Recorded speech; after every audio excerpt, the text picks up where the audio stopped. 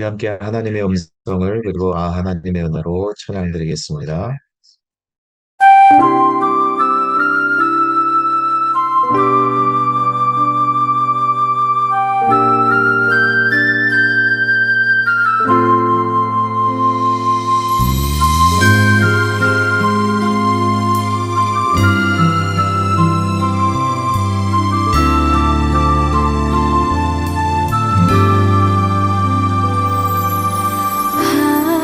하나님의 음성을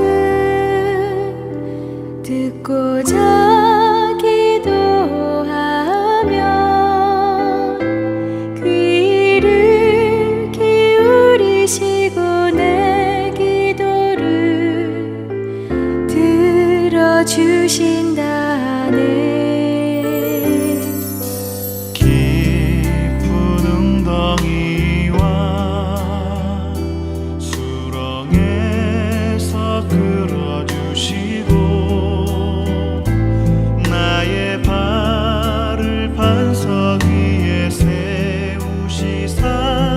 나를 든든히 하셨네. 새 노래로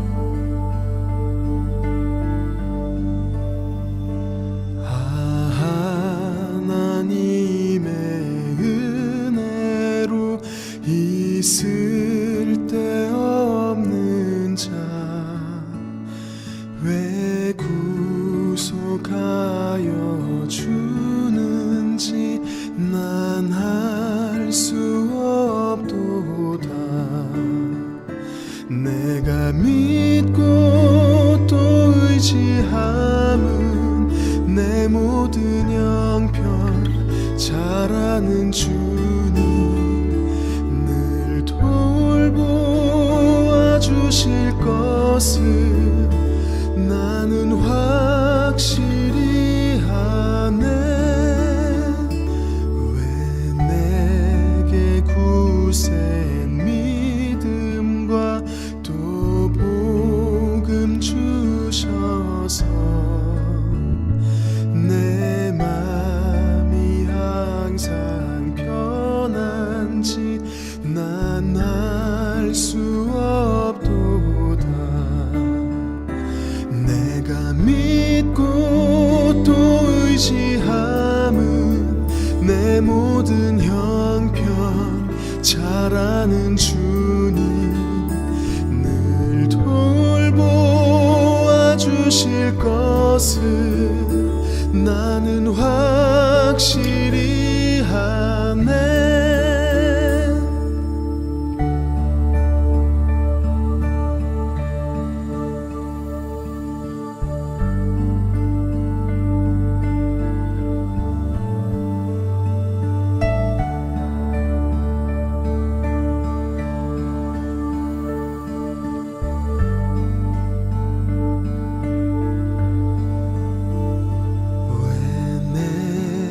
성령 주셔서 내 마음을 감동해 주 예수 믿게 하는지 난 알 수 없도다. 내가 믿고 또 의지함은 내 모든 형편 잘하는 주님 늘 돌보아 주실 것을 나는 확실히 아네. 내가 믿고 또 의지함은 내 모든 형편 잘하는 주님 늘 돌보아 주실 것을 나는 확실히 아네.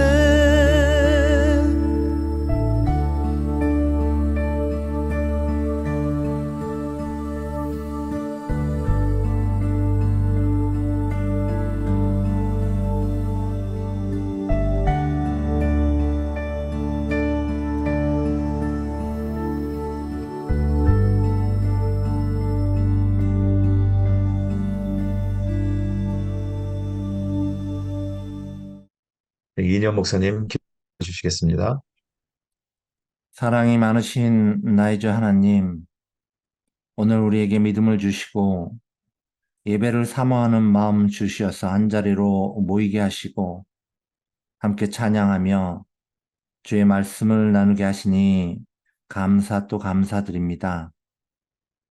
이 예배를 통하여 주님 홀로 영광 받으시옵고 예배 가운데 주께서 허락하신 참된 평화와 기쁨이 충만하게 인도하여 주시옵소서. 나날이 척박해져가는 상황 속에서도 주님의 자녀들을 지켜주셔서 고통이나 좌절이나 가난이나 육신의 장애로 주님 등지지 않게 하시며 믿음으로 더욱 강건해지는 하나님의 자녀들 되게 도와주시옵소서. 주께서 우리를 선택하여 불러주시었사오니 선택된 백성으로 구분된 삶 살게 하시며 세상 풍조에 허무하게 흩날리는 어리석은 자 되지 않게 도와주시옵소서. 삶의 참된 가치, 하나님께 영광 돌리는 복된 삶 살 수 있도록 큰 힘 부어 주시옵소서. 주여, 주께서 우리 좋은 친구 교회를 세우셨으니 이 교회가 진리 되신 예수님을 증거하는 교회 되게 하시며 주님이 주신 복된 소식 복음을 온 세상 끝까지 선포하는 일하는 교회 되게 하여 주시옵소서. 우리는 이런 모습 저런 모습으로 연약하오나 주께서 들어 쓰시오면 값진 은혜로 강하여질 것을 믿사오니 연약한 우리를 들어 크고 놀라운 일들을 이루는데 사용하여 주시옵소서. 또한 그 가운데 우리 모두 감사와 주의 역사하심을 배우게 허락하여 주시옵소서. 세상은 온통 지진으로, 홍수로, 전쟁으로, 약탈로 병들어 신음하고 있습니다. 주여 우리를 긍휼히 여겨 주시옵시고 모든 재난들을 속히 멈춰 주시옵소서. 믿는 자들이 기도하며 나올 때 주여 응답하여 주시옵시며 우리가 사는 이 세상에 주님의 사랑과 회복시키시는 능력이 밝히 드러나게 하여 주시옵소서. 오늘 말씀을 전하시는 주의 종에게 영육간의 강건함을 더하사 살아있는 하나님의 말씀을 전하게 하시며 듣는 모든 이가 말씀을 듣고 하나님을 배우는 귀한 시간 되도록 인도하여 주시옵소서. 교회를 위하여 여러 모양으로 수고하는 모든 일꾼들에게도 주께서 허락하신 복을 내리사 하나님 안에서 풍성한 열매를 거두는 기쁨을 누리게 하여 주시옵소서. 이 모든 말씀 우리 주 예수 그리스도의 이름으로 기도합나이다. 아멘. 이제는 주님께서 가르쳐 주신 기도를 함께 기도하겠습니다. 하늘에 계신 우리 아버지여, 이름이 거룩히 여김을 받으시오며 나라가 임하시오며 뜻이 하늘에서 이루어진 것 같이 또 이루어지이다. 오늘 우리에게 일용할 양식을 주시옵고 우리가 우리에게 죄 지은 자를 사하여 준 것 같이 우리 죄를 사하여 주시옵고 우리를 시험에 들게 하지 마시옵고 다만 악에서 구하시옵소서. 나라와 권세와 영광이 아버지께 영원히 있사옵나이다. 아멘. 네, 오늘은 함께 나눌 말씀은 고린도 후서 13장 13절 말씀입니다. 우리 함께 읽도록 하겠습니다. 주 예수 그리스도의 은혜와 하나님의 사랑과 성령의 교통하심이 너희 무리와 함께 있을지어다. 아멘. 네, 오늘은 이동현 목사님께서 삼위일체 하나님이란 제목으로 말씀 전해주시겠습니다. 삼위일체론 교리는 그 이제 굉장히 어렵지만 그러나 굉장히 그 중요한 정말 기독교의 핵심이 되는 그런 중요한 교리인데 그 사실 제대로 이해하는 그 사람들도 없을 뿐더러 이해하기가 쉽지가 않습니다. 그러나 사실 삼위일체 교리를 이해하는 것은 굉장히 저희가 신앙생활을 하는 데 있어서 굉장히 중요한 일인 것 같아요.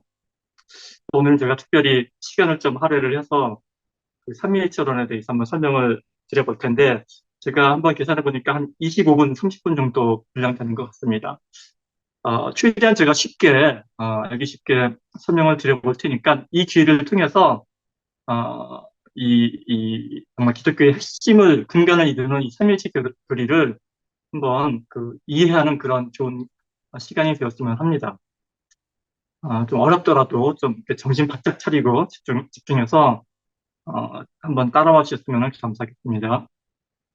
이 삼위일체론에 대해서 이제 설명을 하자면은 그러니까 삼위일체론에 대해서 질문하는 것을 잘 살펴보면은 몇 가지 단계가 있는 것 같습니다. 첫 번째 단계는 이 삼위일체가 도대체 뭐냐 하는 그런 질문입니다. 그러니까 이 삼위일체론 이 자체에 대한 질문입니다. 그래서 그에 대한 답으로 이 삼위일체란 이 셋이 하나가 되고 하나가 셋이다. 이런 설명을 이렇게 드리게 되면은 그 다음에는 그러면은 이 삼위일체론을 어떻게 이해해야 하는가 하는 질문을 하게 됩니다. 어떻게 이 셋이 하나가 될 수 있고 하나가 셋이 될 수 있느냐 하는 그런 질문을 하는 것입니다. 그래서 뭐 어렵지만 어떻게 하자든지 간에 이에 대한 그 설명을 하게 되면은 그 다음에 그 뒤따르는 질문은 그러면 왜 도대체 왜 이 삼위일체 교리를 우리가 믿어야 하는가 하는 질문을 하게 되는 것입니다. 바꿔 말씀드리자면은 왜 그렇게 이 복잡하고도 이해하기도 힘든 그런 어려운 교리를 만들어서 이 신앙생활을 하는 우리들을 이렇게 힘들게 하느냐, 그런 질문인 거죠. 저는 개인적으로 이 마지막 질문이 가장 중요하다고 생각을 합니다. 왜냐하면, 결국 우리가 이 신앙생활을 하는 데 있어서 이 가장 도움이 되는 그런 유익한 질문이기 때문에 그렇습니다. 그래서 이 시간에 이런 순서에 따라서, 과연 이 삼일째 교리가 어떠한 것인지, 그리고 이 궁극적으로는 우리가 왜 이 삼일째 교리를 믿어야 하는지를 제가 한번 설명해 보려고 합니다. 우선 이 삼일체 교리란 그 말 그대로 이 성부와 성자, 성령 이 세 분의 하나님이 계시는데 이 세 분 모두 동일한 본질을 지니신 한 분, 이 하나님이시라는 그러한 교리입니다. 즉, 이 성부 하나님도 하나님이시고 성자 예수님도 하나님이시고 성령 하나님도 하나님이신데 그런데 이 세 하나님이 계시는 것이 아니라 오로지 한 분, 이 하나님은 한 분이시라는 겁니다. 바꿔 말씀드리자면은 이 성부는 이 성자가 아니고 이 성자는 이 성령이 아니고 이 성령은 성부가 아니지만 이 세 분은 이 세 분의 하나님이 이 각기 구분된 그런 격을 지니신 그런 하나님이시지만은 이 세 분 하나님이 계시는 것이 아니라 오로지 한 하나님이라는 것이 바로 이 삼위일체 교리인 것입니다. 그래서 이렇게 이 삼위일체가 무엇인지에 대해서 이렇게 설명을 하고 나면은 반드시 뒷따르는 질문이 도대체 이게 무슨 소리냐 하는 것입니다. 하나이면서 셋이고 셋이면서 하나라는 소리가 도대체 뭔가? 도대체 이것을 어떻게 이해해야 하는가 하는 질문이 반드시 뒤따르게 되어 있습니다. 근데 이것은 너무나도 당연한 질문입니다. 사실 이 삼위일체라는 개념은 우리 인간의 이성으로는 도저히 파악할 수 없는 그러한 개념입니다. 왜냐하면 이 현실 세계, 이 물리 세계에서는 우리가 그런 것을 찾아볼 수가 없기 때문입니다. 그래서 역사적으로도 수많은 신학자들이 이 삼위일체 교리를 어떻게 써든지 설명하려고 애를 써왔습니다. 그러나 이 안타깝게도 그 어느 누구도 이 속시원히 이 삼위일체 교리를 완벽하게 설명해낸 사람은 없습니다. 그러나 그렇다고 너무 실망할 필요는 없습니다. 왜냐하면 이 완벽한 설명은 할 수 없더라도 이 어느 정도 이 삼위일체 교리에 대해서 우리가 납득할 수 있는 그러한 설명은 얼마든지 있기 때문입니다.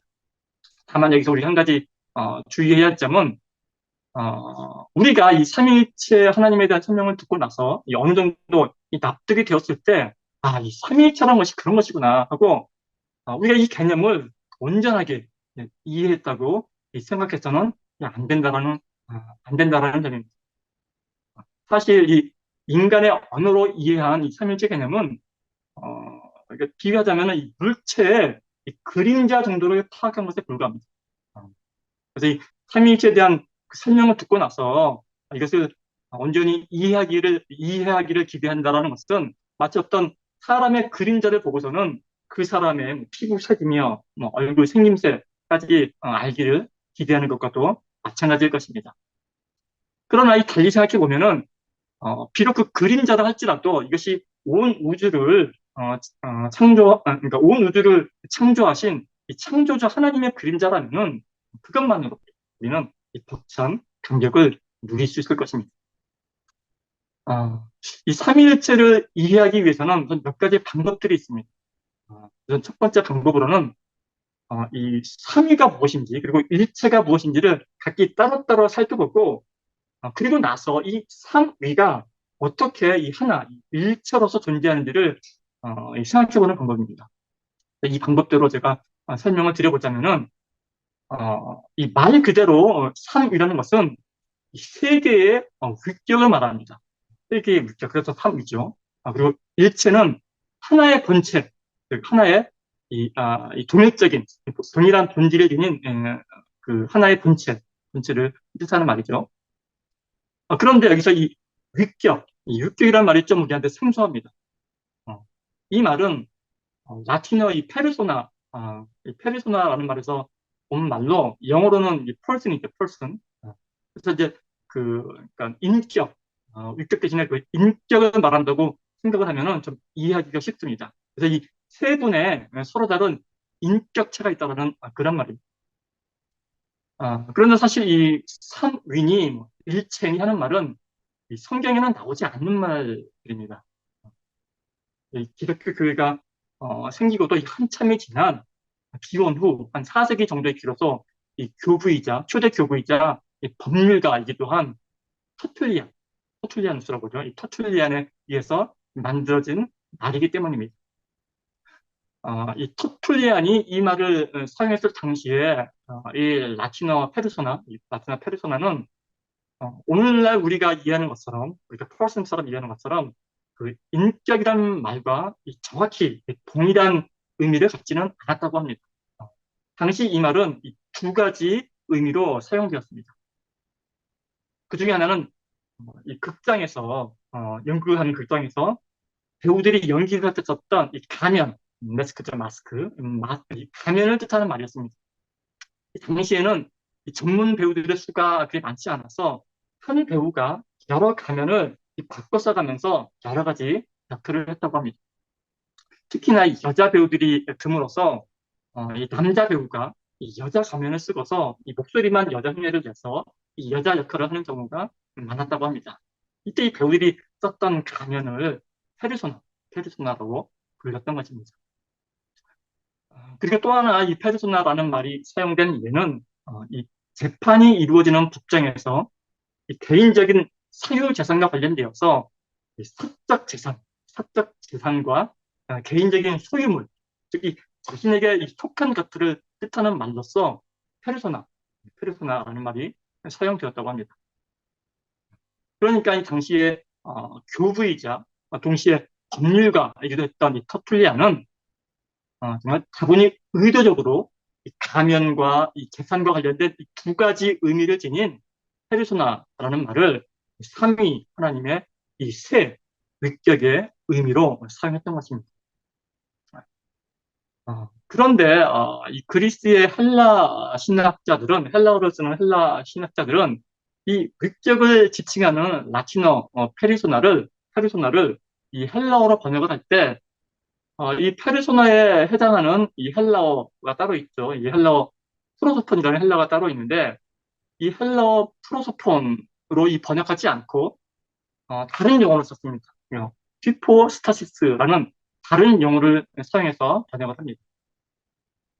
그들이 사용했던 이 휘포스타시스라는 말에 의해서 표현된 신학적인 개념은 실체 또는 이 본질이라는 뜻입니다. 즉, 헬라 신학자들은 이 세 위격을 세 페르소나, 즉 세 인격들로 이해하지 않았던 것입니다.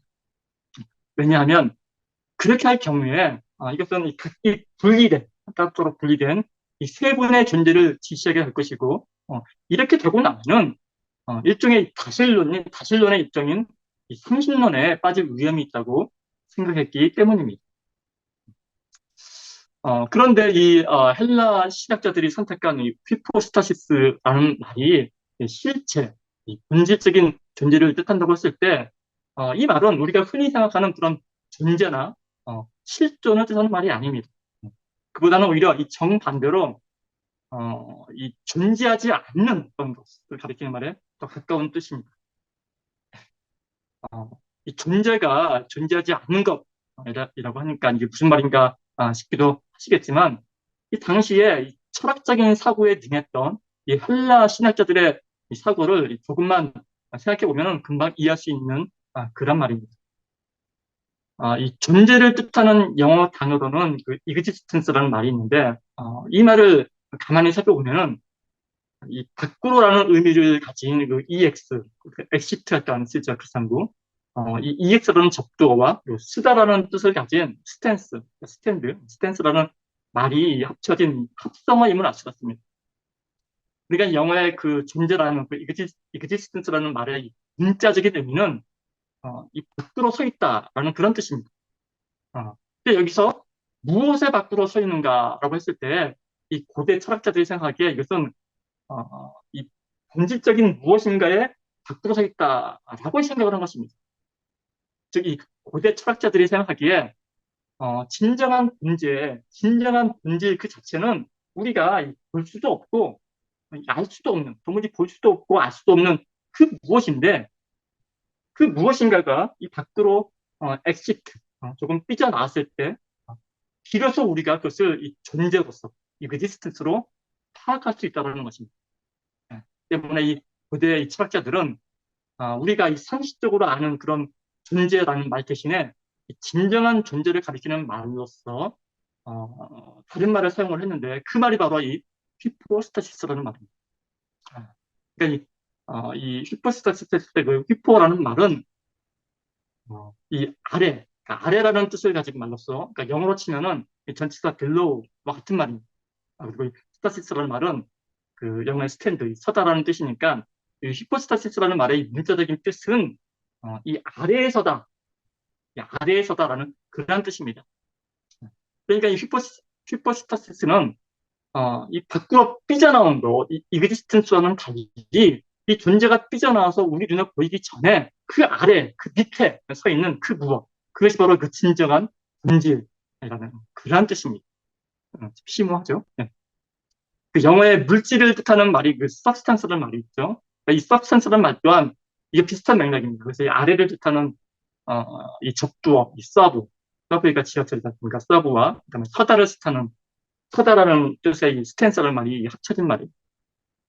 결국 헬라 신학자들이 그 위격의 세 하나님에게 이 페르소나 대신에 이 휘포스타시스라는 말을 사용한 것은 이 신격의 위격적인 구별은 이 구별된 그러니까 구별된 이 세 명의 실존적인 존재로서 이해를 해서는 안 되고, 그 대신에 그 실체, 그러니까 아입니다. 실제할 때는 그러니까 실체, 그러니까 세 가지 구별된 근원적인 존재로서 이해를 해야 한다고 생각했던 것입니다. 아까 말씀드리자면은 그 신격 안에 그 세 입적들은 모두가 이 한 본질, 이 동일한 본질이기 때문에 그 본질에 있어서는 차이가 없으나, 그럼에도 불구하고 이 한 본질 안에 구별된 새 실체, 휘포스타시스가 존재함을 나타내고자 했던 것입니다.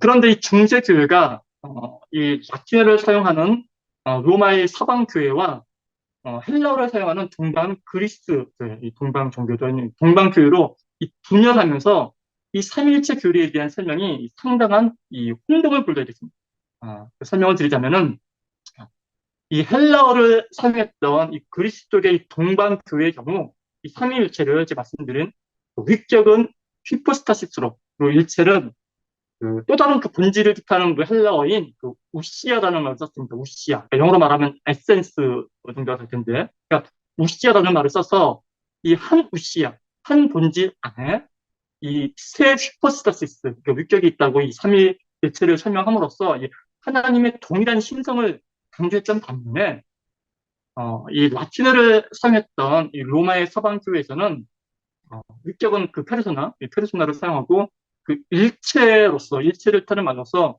그 동방교회가 그 본질을 뜻하는 용어로 사용했던 그 우시아라는 말 대신에 그러니까 substantia, 설명드렸던 영어로는 그 substance가 여기서 나온 말인데, 그 어원인데, 이 substantia라는 말을 사용해서 이 한 substantia 안에 이 세 페르소나가 있다고 정의를 내린 것입니다.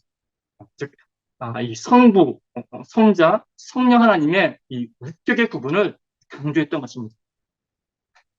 복잡한데, 그러니까 간단히 정리해서 말씀드리자면은, 이 동방교회에서 위격을 말했던 그 휘포스타시스가 이 서방교회에서는 오히려 일체를 말하는 이 substantia로 받아들여지기 때문에 이 안 그래도 혼란스러운 이 삼일체 교리가 더욱더 혼란스럽게 된 것입니다.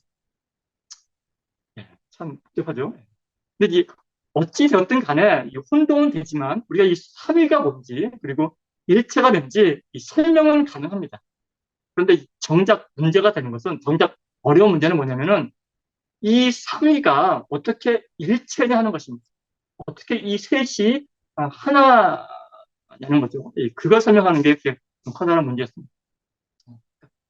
어떻게 이 셋이 하나가 되고 하나가 셋이 되느냐 하는 이 부분은 인간의 이성으로, 이 논리적으로는 도저히 설명이 안 됐던 것이었습니다.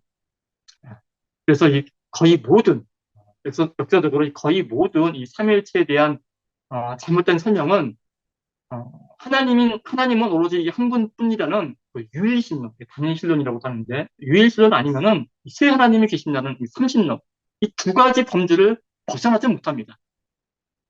그러니까 모든 삼일체에서 확인된 이자는 유일신론 아니면 그 삼신론, 이 두 가지 범주를 벗어나지 못합니다.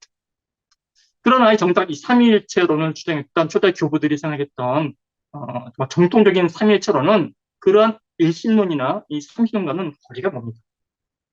교부들은 이 삼위 하나님이 이 한 분 하나님이심을 페리코레시스, 어려운 말인데 이 페리코레시스라는 개념을 통해서 설명을 해냅니다. 이제부터 이제 페리코레시스에 대해서 설명을 드릴 텐데 일단 잘 따라오시기 바랍니다. 우리가 이 삼위일체를 이해하는 데 있어서 흔히 오해하기 쉬운 부분은 이 예수님과 하나님이 하나라는 사실을 잘못 이해해서 성자가 곧 성부이시고 성부가 곧 성자시다라고 이해하는 경우입니다.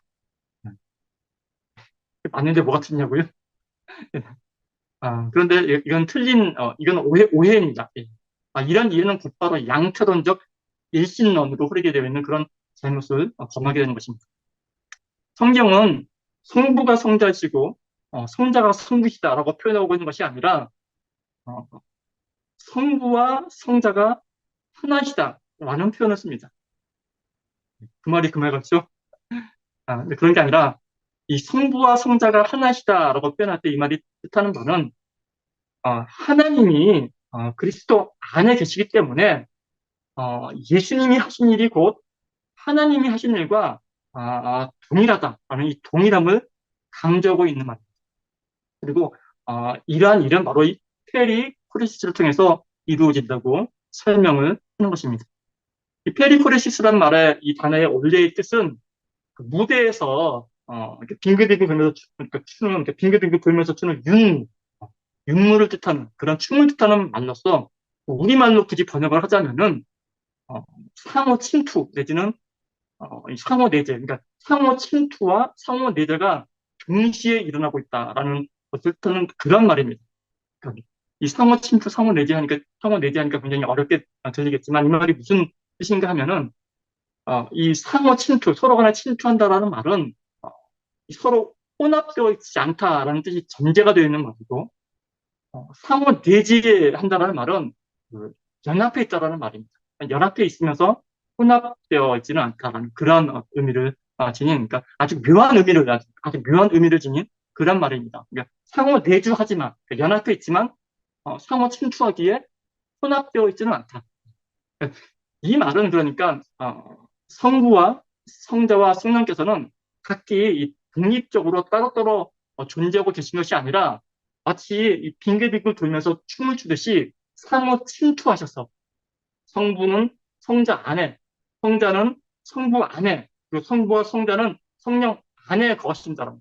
그러니까 이것도 한자로는 공제한다고 표현하기도 하는데 이 공제적인 삶을 형성하고 있는 거룩하신 삼위일체 하나님을 표현하는 그런 말인 것입니다. 그래서 이 초대교회 교부들은 이 페리코레시스 교리를 통해서 이 세 인격체이신 성부와 성자와 성령께서는 분리되지 않는 하나이면서 동시에 구분되는 세 분, 분리되지 않는 하나이면서 동시에 구분되는 세 분이라는 이 삼위일체의 하나님으로 이해한 것입니다.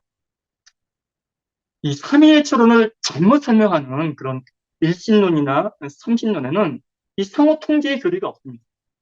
그러니까 이 아버지가 내 안에 계시고 내가 아버지 안에 있기 때문에 나와 아버지가 하나라는 이 상호 침투, 상호 내재, 상호 통제의 교리는 이 일신론이나 이 삼신론에서는 흔적도 찾아볼 수가 없는 것입니다. 여기까지가 이 삼위가 어떻게 일체를 이루느냐 하는 그 질문에 대한 설명입니다. 그러니까 그 답은 바로 페리코레시스입니다. 히포크레시스 교리를 통해서라고 말씀드릴 수 있겠습니다. 제가 서두에 이 삼위일체 교리를 설명하는데 몇 가지 방법이 있다고 말씀을 드렸는데, 지금까지 설명드린 그런 방법 말고 또 다른 방법으로 삼위일체를 설명하기도 하는데, 이제 어떤 거냐면, 그게 어떤 거냐면은, 그러면은 어떤 것이 삼위일체론이 아닌가 하는 것을 설명해내는 것입니다. 사실 이 삼위일체론이 제대로 정립되어 있지 않았던 이 초기 기독교 시대에는 이 삼위일체론을 잘못 설명하는 수많은 그런 그릇된 그 설명들이 있었습니다. 근데 이 삼위일체론에 대한 이 삼위일체론에 대한 오해는 크게 보면은 제가 앞서 드렸다시피 하나님 한 분 외에 다른 이 세 위격을 부정하는 단일신론, 아니면은 이 한 분이 아닌 세 분 하나님이 계신다라는 이 삼신론, 이 두 가지밖에는 없습니다. 예를 들어서 그 당시에 그 유명했던 그 가현설이 있었습니다. 그러니까 삼위일체를 설명하는데 삼위일체를 설명하는 이 가현설이 있었었는데, 이 가현설 같은 경우는 이 땅에 오신 예수님은, 이 땅에서 우리 함께 삶을 공유하신 이 예수님은 그 일종의 유령 같은 그러니까 가현된 이 환상 같은 존재이고, 실제로는 하나님 한 분밖에는 존재하지 않는다라는 그런 단일신론인 것입니다. 일신론인 것입니다.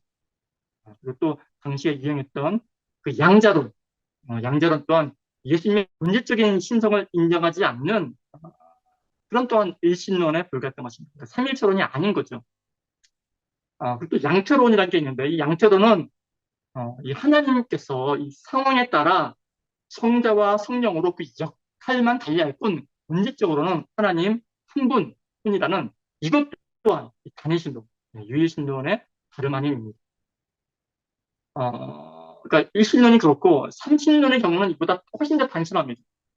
이 그리스 로마 신화에서 나오는 그 신들처럼 하나님과 예수님과 성령 하나님이 각각의 다른 하나님들로 보는 것입니다. 그래서 그들은 이 삼위의 하나님을 three persons가 아닌 그냥 three gods로 말하는 것이 바로 이 삼신론입니다. 그런데 이런 잘못된 삼위일체론에 대한 설명 중에서 우리가 특히나 우리가 주의해야 할 것이 있는데, 이것이 바로 양태론입니다. 왜냐하면 이 양태론 같은 경우는 이 현실에서는 지금까지도 심지어는 이 대형교회 목사님들도 이 삼위일체론을 설명하는 데 있어서 잘못 사용하고 있는, 이 대표적으로 삼위일체론을 오해하고 있는 설명이기 때문에 그렇습니다. 예를 들어서 이 양태론을 주장하는 사람들은 성부와 성자를 동일한 하나님으로 보고 있습니다. 성부와 성자를 동일한 하나님으로 보고, 그들은 이 하나님은 한 분이시지만 이 상황에 따라서 여러 가지 형태, 여러 가지 양태, 이 형태로 나타나셨다고 주장을 하는 것입니다. 마치 한 남자가 있는데, 한 남자가 그들의 자녀들에게는 아버지로 나타나고, 할머니에게는 아들로 나타나며, 아내에게는 남편으로 나타나는 것과 같다고 설명을 하는 것입니다. 그렇듯하지 않습니까? 그런데 이러한 설명에는 이 삼위의 하나님의 구분이 없는 것입니다. 또 다른 설명으로는 이 물이 온도가 낮아지면 얼음, 그리고 높아지면 수증기, 그리고 이제 그 상온에서의 액체, 이 세 가지 형태로 나타나지만 본질적으로는 물 하나다라는 설명도 대표적인 양태론적인 설명입니다. 또한 사람이 영과 혼과 육으로 구성되어 있는 것처럼 하나님 또한 성부와 성자와 성령으로 구분된다라는 설명도 이 양태론적인 설명입니다. 또 다른 예도 있습니다.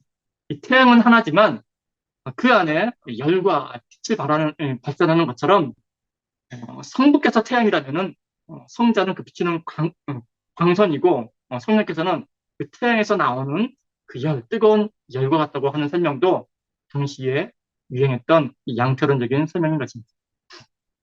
이처럼 이 양태론자들은 하나님께서는 어떤 때에는 성부로 나타나시고, 또 어떤 때에는 아들로 나타나셨으며, 또 어떤 때에는 이 성령으로 나타나셨다고 말하기도 합니다. 하나님께서는 오직 한 분뿐이신데, 구약 시대에는 아버지의 형태로 나타나시고, 신약 시대에는 33년 동안 아들의 형태로 나타나셨고, 그리고 이제 현대 이 교회 시대에는 성령 하나님의 형태로 이 바뀌어 나타나시는 것에 불과하다라고 주장을 하는데, 이것은 결국 이름만 다를 뿐인지 아버지와 아들, 성령 하나님이 동일한 하나의 인격체라고 주장을 하는 것입니다.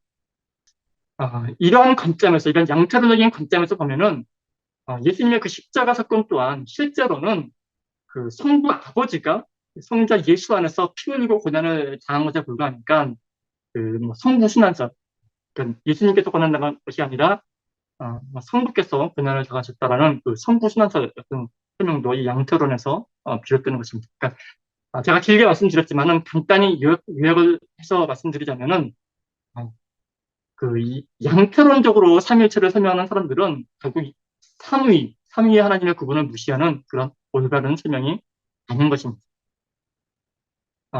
제가 이렇게 모든 것이 많은 설명들이, 그럴듯한 설명들이 이 삼위일체론을 설명하는 것이 아니라고 말씀을 드렸는데, 그렇다면 도대체 무엇이 올바른 삼위일체론에 대한 설명인가 하는 그런 의문이 들 것입니다. 도무지 이 다르게 설명하는 그런 방법이 없을 것 같지만, 그러나 이 역사적으로 보면은 다행히도 그 역사적으로 인정받는 이 삼위일체에 대한 비유가 몇 가지 있습니다. 물론 이러한 비유 또한 완벽한 삼위일체에 대한 비유는 아니지만, 그래도 최대한 근접하게 이 삼위일체를 설명하고 있다고 평가를 받는 그런 비유들입니다. 첫 번째로는 사랑입니다. 사랑. 이 사랑이 존재하려면은 먼저 사랑하는 사람이 있어야 하고, 사랑을 받는 사람이 있어야 합니다. 그리고 그 가운데 오고 가는 이 사랑이 있어야 합니다. 그죠? 그래야 비로소 의미 있는 사랑이라고 말할 수 있을 것입니다. 그런데 여기서 가만히 살펴보면은, 사랑을 주는 사람은 결국 이 사랑을 받는 사람이기도 합니다. 그리고 이 둘의 관계는 끊임없이 그 위치를 바꾸지만, 그럼에도 불구하고 여전히 그 사랑에는 변함이 없습니다. 그리고 이 성경 또한 직접적으로 하나님은 사랑이시다라고 직접적으로 성경이 밝히기도 하니까 더욱더 신자가 가는 그러한 비유일 것입니다. 그리고 또 다른 삼위일체에 대한 비유로서 시간을 들 수가 있습니다. 그 시간에는 과거가 있고 현재가 있고 미래가 있는데, 이 과거도 시간이고 현재도 시간이고 미래도 시간입니다. 다 동일한 시간입니다.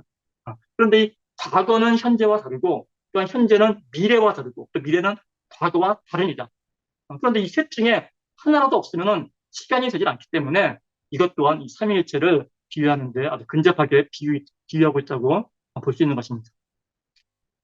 그리고 또 한 가지에는 그 중세시대 교회를 보게 되면은 그 스테인드 글라스로 이렇게 창문을 장식하는 경우가 많이 있는데, 이 스테인드 글라스 이 창문을 통해서 들어오는 그 빛을 통해서도 삼위일체를 설명하곤 했습니다. 그러니까 스테인드 글라스에 그 아름답게 새겨진 그 세 분의 삼위의 하나님을 새겨놓고, 그 그림을 통해서 들어오는 그 빛은 하나이지만 세 가지로 나누어지고, 또 나누어진 빛은 또 그 하나로 또 모아지거든요. 그래서 이러한 빛으로도 삼위일체를 설명하기도 하고, 그리고 또 한 가지는 음악적으로 이 화음으로도 삼위일체를 설명하기도 합니다.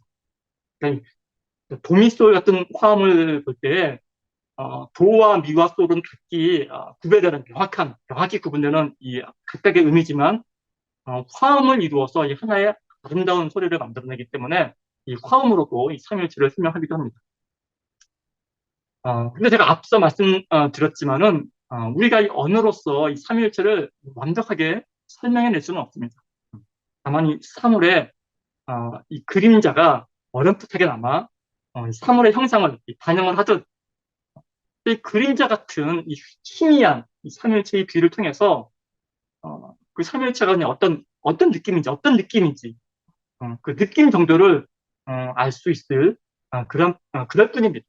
다만 우리가 전혀 다른 엉뚱한 그림자를 보고 삼위일체를 오해하지 않기를 바라는 마음에서 그 삼위일체를 언어로서 설명하고 있을 뿐입니다. 제가 이제 마지막으로 다루고 싶은 질문은,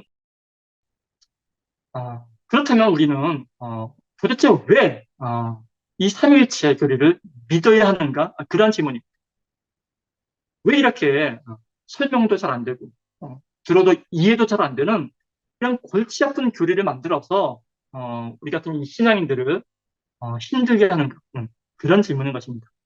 결론부터 말씀드리자면은 이 삼일제 교리는 누군가가 특히 어떤 신학자들이 그 책상 위에 앉아서 이 고안해낸 그런 교리가 아닙니다.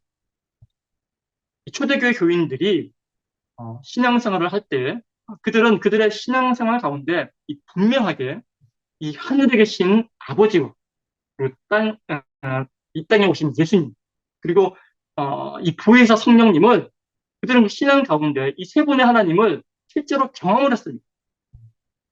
그런데 당시의 성경 구약 성경을 보게 되면 특히 이 신명기 6장 4절에 보면은 그 유명한 쉐마 말씀이 있죠. 이 쉐마 말씀은 들어라 이스라엘, 쉐마 이스라엘, 들어라 이스라엘.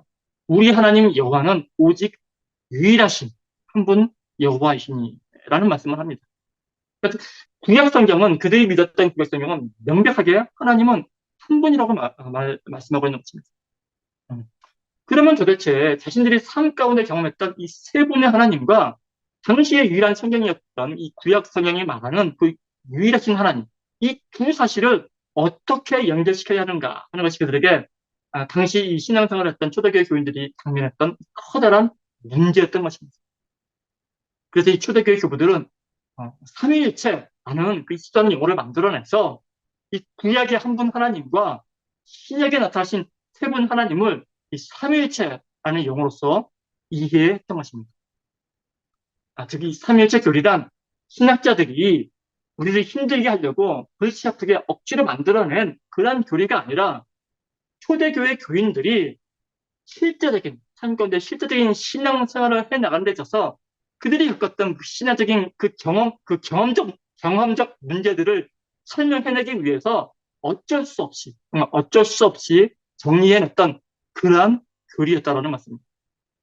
그 당시의 유대사회는 유일신 하나님을 믿었던 그런 사회였습니다. 그래서 이 세 분의 하나님, 이 삼위 하나님을 주장하게 되면 누구나 이 돌에 맞아 죽어도 할 수 없었던, 그러니까 돌에 맞아 그러니까 죽음을 맞이했던 스데반도 그렇게 죽지 않았었습니까? 그러니까 사형에 처하는 어떤 그런 주장이 바로 삼위일체 하나님에 대한 주장이었던 것입니다.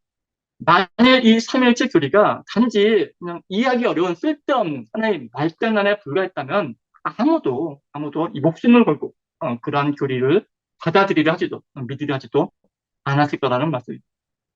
그러나 당시 초대교회 신자들은 이 뭔가 이해는 안 되었지만 자신들의 삶 속에서 마주한 그 부활하신 예수님의 신성과 그 성부 성자 성령의 이름으로 주신 그 축복과 그리고 보혜사 성령 하나님의 그 도우심을 온몸으로 삶 속에서 온몸으로 경험하면서 그 삼위일체 신앙을 지키며 또한 믿어왔던 것입니다.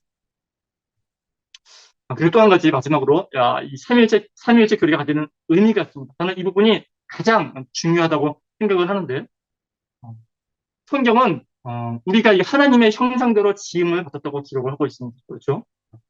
그런데 그래서 이 하나님의 형상이란 우리처럼 팔다리가 있는 그런 사람 같은 형상을 말하고 있는 것이 아니라 이 페리코레시스로 하나를 이루고 있는 이 삼위일체의 형상을 말합니다.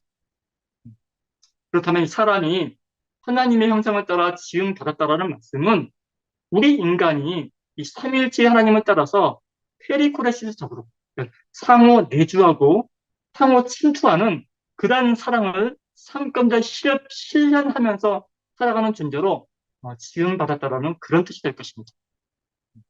이 상호 내주와 상호 침투, 이 페리코레시스는 서로 간의 이 완벽한 평등함을 전제로 합니다. 여기에는 그 위계적인 지배나 그러니까 남을 남으로 여기는 이 배타적인 요소가 전혀 없습니다. 여기에는 그 어떠한 특권에 의한 종속이 존재할 수가 없습니다. 여기에는 오직 이 사랑에서 나온 평등한 사귐 그리고 이 자유로운 교제만이 존재합니다. 그래서 이 기쁨과 슬픔, 희망과 절망을 함께 나누고 삶뿐만이 아니라 죽음도 함께 느끼고 함께 나누는 이 구성원 모두가 이 하나와 같은 그런 일체를 누리는 이 공동체적 삶을 살아가는 것이 바로 이 삼위일체 형상을 따라 지음받은 페리코레시스적 이 존재가 되는 그런 의미가 아닌가 생각하는 것입니다. 즉, 완전히 이 평등한 사귐과 교제를 이 땅 가운데 실현하도록 부름받은 존재가 바로 우리 인간이라는 말씀입니다. 제가 길지만 지금까지 이 삼일체 교리가 무엇이며 이 삼일체 교리를 어떻게 이해해야 하냐, 그리고 마지막으로 도대체 왜 이렇게 복잡하고 어려운 삼일체 교리를 우리가 믿어야 하는지를 살펴보았는데, 제가 늘 말씀드리는 것이지만 이 교회는 건물이 아니라 단지 사람들의 모임입니다. 그리고 모임은 다른 말로 이 공동체입니다. 이 공동체가 유지되기 위해서는 가장 필요한 것이 서로 간의 친밀한 교제와 이를 통한 사랑입니다. 그리고 가장 완벽한 공동체의 원형은 바로 삼위일체 하나님의 형상인 것입니다. 하나님은 바로 자신의 그 형상을 따라서 우리 인간을 지으셨다고 말씀합니다. 그러므로 이 삼위일체 교리를 올바르게 이해하고 실천하는 것이야말로 교회가 교회답게 서는 일이고 신앙을 신앙답게 지키는 핵심인 것입니다. 이것이 바로 제가 오늘 말씀드리고 싶었던 우리가 삼위일체 교리를 믿어야 하는 이유였습니다. 함께 기도하겠습니다. 사랑의 하나님, 우리 하나님께서 이 삼위일체 하나님으로 존재함을 이 시간 깨닫게 해주시니 감사드립니다. 우리는 하나님의 형상대로 지음받은 존재입니다. 삼위일체 하나님께서 성부와 성자와 성령으로 상호 내주하시고 상호 침투하시며 서로 이 귀중한 사귐을 나누시고 우리가 이 땅 가운데 사는 동안 우리 공동체 안에 우리의 삶 안에 우리의 모습 속에도 그 어떠한 이 배타적인 모습도 위계적인 지배의 모습도 어떠한 특권도 종속할 수 없는 그런 삼위일체 하나님의 모습을 우리가 삶 가운데 닮아가는 우리 모두가 되어주시도록 주께서 인도하여 주시옵소서. 감사를 드리며 모든 말씀 귀하신 예수님 이름으로 기도합니다. 아멘. 함께 지극히 높으신 주 찬양드리겠습니다.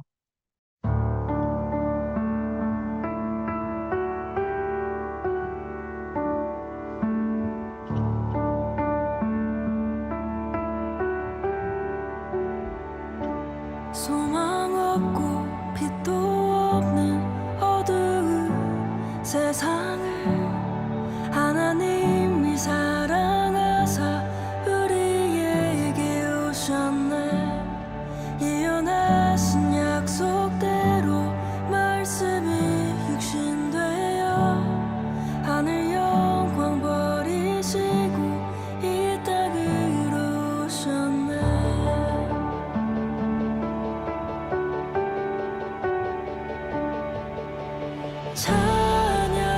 찬양하세 우리 주 삼위일체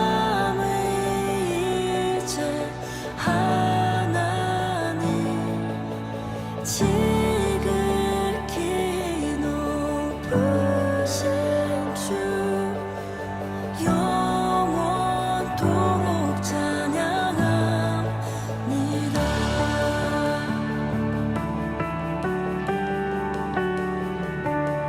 주가 지으신 모든 세상을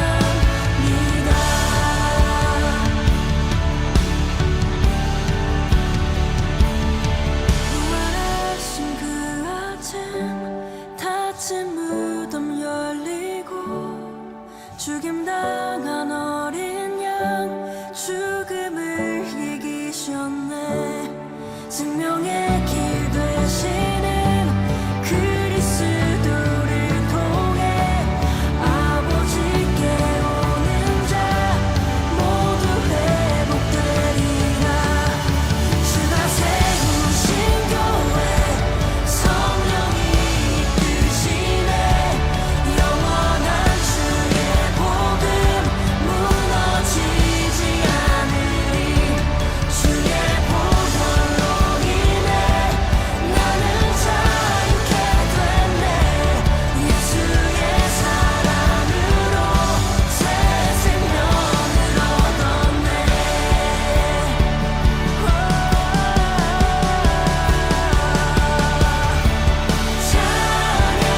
찬양하세 우리 주 삼위일체 하나님 지극히 높으신 주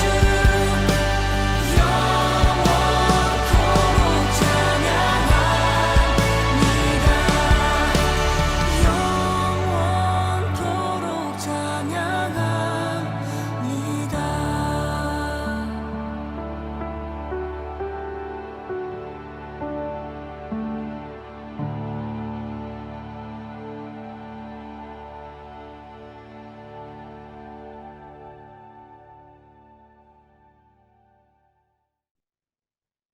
이동현 목사님 축도해 주시겠습니다. 알겠습니다. 지금은 우리 구주 예수 그리스도의 은혜와 하나님 아버지의 사랑하심과 성령 하나님의 교제하게 하심이 이 시간 함께 모여 삼위일체 하나님을 예비하는 우리 모든 이들의 머리 위에 이제로부터 영원토록 함께 있을지어다. 아멘.